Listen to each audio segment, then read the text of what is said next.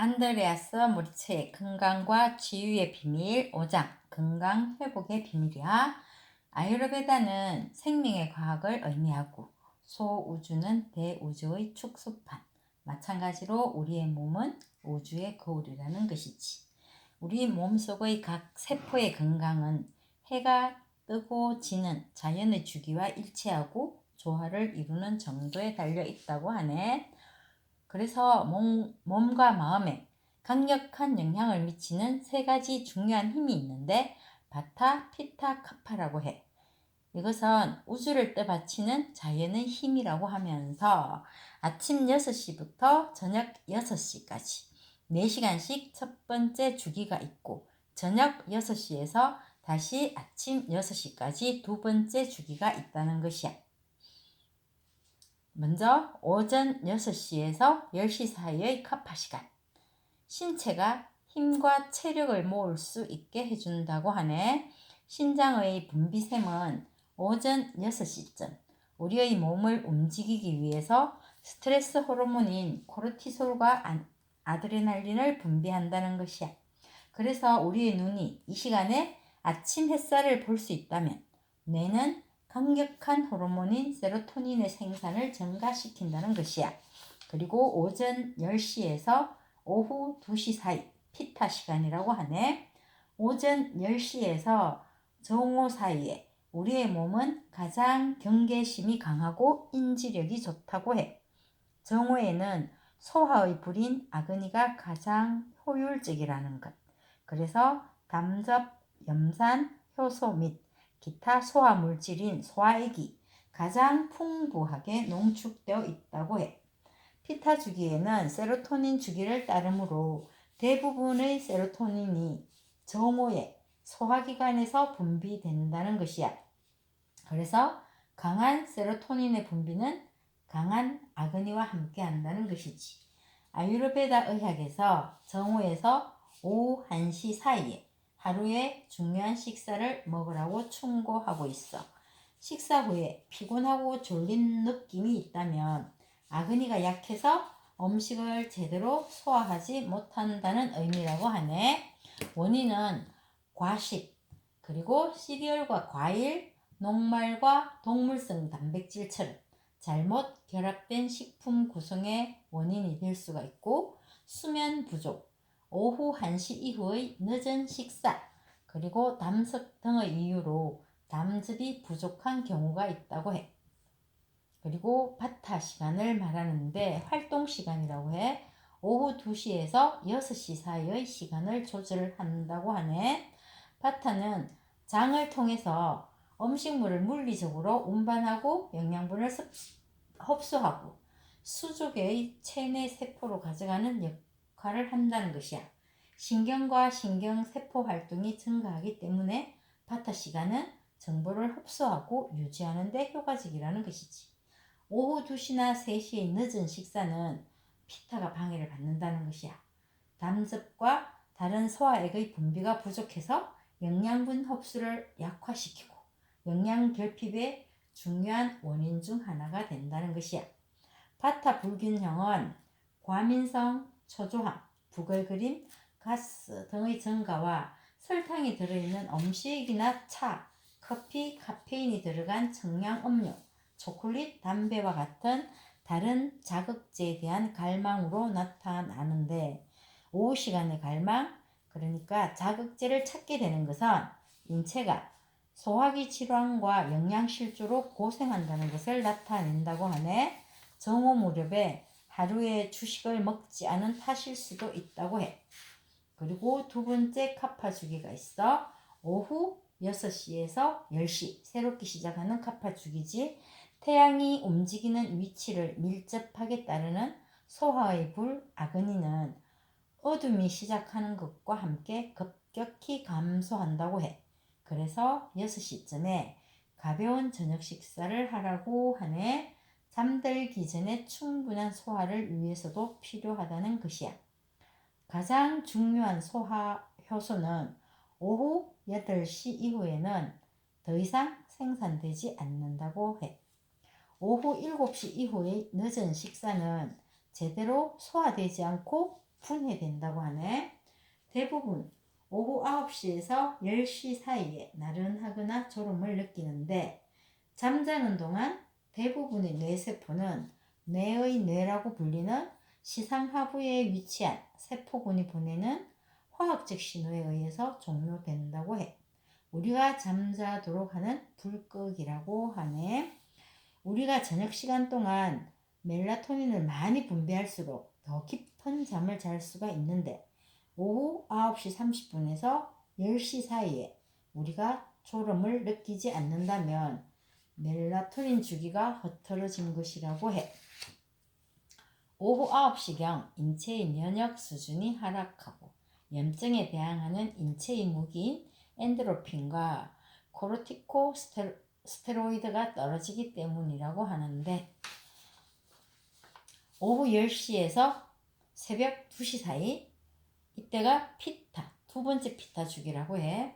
피타 에너지는 이때의 피타 에너지는 몸을 깨끗이 하고 재건하고 원기 회복에 사용된다는 것이야. 간은 이 시간에 신체 대부분의 에너지를 받아서 총 500가지가 넘는 기능을 수행한다는 것이야. 신체의 모든 부분에 필수적인 영양소와 에너지 공급, 유해물질을 분해하고 혈액을 정화시킨다는 것이지. 이때에 간세포가 만들어낸 담즙은 다음날 음식, 특히 지방 소화에 필요하다는 것이야. 간의 가장 중요한 기능 중 하나인 단백질 합성도 한다고 해. 단백질은 세포, 호르몬, 혈액 성분들의 중요한 구성 요소들이지. 몸의 생리학적 리듬을 계속 무시하게 되면 에너지가 크게 줄어들고 간 기능 저하, 간내 담석, 건강 저하로 이어진다는 것이야. 그리고 두 번째 바타 주기가 있어. 새벽 2시에서 6시 사이. 바타의 이른 아침 주기는 간, 세포, 내장, 그리고 신체의 다른 부위에서 해독과 제거를 담당하는 장기와 기관 쪽으로 몸 노폐물을 옮기는 일을 한다는 것이야. 림프계는 유해 미생물, 대사 노폐물, 세포 파편, 낡은 세포, 질병으로 손상된 세포를 중화시킨다는 것이야. 직장은 배변 물질을 고체화하고 장 비우기를 촉진시키고, 신장은 소변을 방광에 전달하여서 배뇨 활동을 일으키고, 피부는 이때부터 표면화되기 시작하는 노폐물을 받아들인다는 것이야. 그래서 아침에 일어나서 몸 씻기나 샤워가 중요하다는 것이야. 몸 전체가 쓸모없는 노폐물을 배출하는 쪽에 맞춰져 있다는 것이지. 체내 노폐물의 약 70%는 폐를 통해서, 20%는 피부를 통해서, 7%는 소변, 3%는 대변을 통해서 제거된다고 해. 대장, 간, 신장의 폐색은 우리 신체를 하수구로 만들 수 있다는 것이야. 바타 시간의 정점인 오전 4시경에 체온은 최저점이 되고 이후부터 체온은 점차 다시 상승하게 된다는 것이야.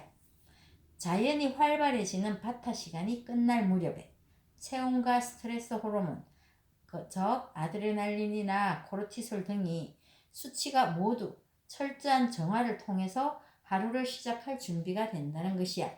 완전하고 효율적인 노폐물 제거를 지원하려면 몸이 깨어있고 수직으로 서 있어야 한다는 것이야. 이것은 인체의 순환과 영양 기능에 중요한 역할을 하는 중력 때문이라고 해. 일출 이후가 아닌 일출 전이나 새벽녘에 우리가 일어나야 할 이유라고 하네. 두 번째 피타 주기인 오후 10시에서 오전 2시 사이에 수면이 중요한 이유를 이야기하는데, 이때는 그러니까 밤 10시에서 새벽 2시까지 이때에는 500가지가 넘는 기능을 수행하는 간의 책임을 충족하기 위해서 얻을 수 있는 에너지는 피타 시간인 밤에 잠을 잘 때만 충족될 수 있다는 것이야.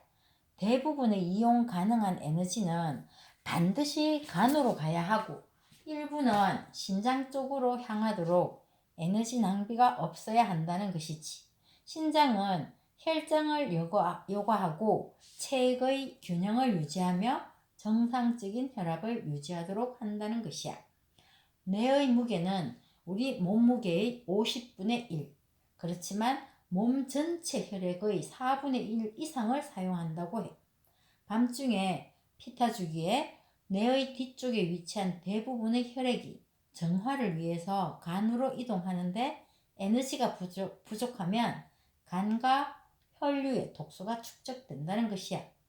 대부분의 심장 질환은 혈액에서 유독성 물질, 유해 물질을 제거하는 간의 기능이 부실할 때 생기는 결과라고 해. 결국 수면이 부족하면 에너지 부족을 가져오고 에너지 부족은 질병의 씨앗을 뿌리는 것이라고 하네. 성장 호르몬은 깊은 잠을 잘 때 많이 분비가 되는데 세포의 성장, 회복, 원기 회복시키는 역할을 한다고 해. 이 호르몬이 충분하지 않으면 더 빨리 늙는다고 해. 충분하면 활력이 넘치고 젊은 신체 유지가 가능하다고 해. 깊은 수면은 자정이 지나면 결코 찾아오지 않는다는 것이야. 피로함은 오늘날 건강 문제의 가장 큰 원인이고 또는 보조 요인이 되는데 피곤하면 뇌는 적절한 양의 물, 포도당, 산소, 아미노산을 제공받지 못한다는 것이야. 잦은 피로와 낮은 에너지는 모든 종류의 질병의 시작이라고 할 수 있다는 것이지. 수면 부족은 과체중, 고혈압, 심혈관 질환, 당뇨병으로 이어질 수 있다는 것이고. 잠이 안 오거나 자주 깨는 것의 이유. 그것은 수면장애의 가장 흔한 원인은 혈액 속에 있는 독소의 순환 때문이라고 해. 또는 제대로 소화되지 못한 음식, 과식, 잠자리 들기 직전에 먹어서라고 말하네. 이러한 독소들은 알코올처럼 뇌장벽을 통과하여서 뇌로 들어가서 잠재적으로 뇌세포를 손상시킬 수 있다는 것이야. 그리고 솜가슴의 가장 강력한 호르몬 중 하나인 신경전달 물질 멜라토닌은 체내 세포의 수명 주기를 통제하는 유전자를 조절한다고 해.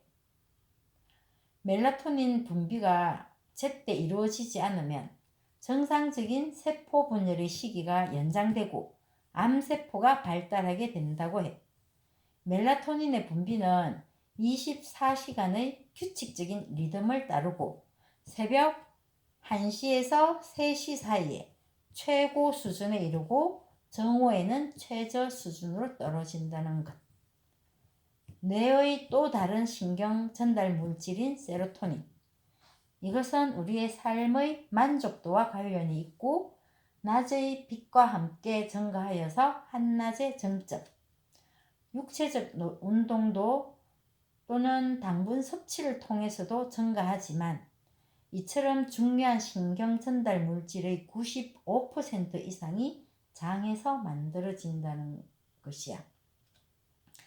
느린 활동 시간인 아침 카파 시간인 8시까지 잔다면 카파 장애가 일어날 수 있다는데 이것은 체력을 모으고 힘을 기르고 소화과정 준비를 위해서 체내에 체액이 매우 많아지는 시간에 잠을 자게 되면 폐색의 가능이 있다고 해.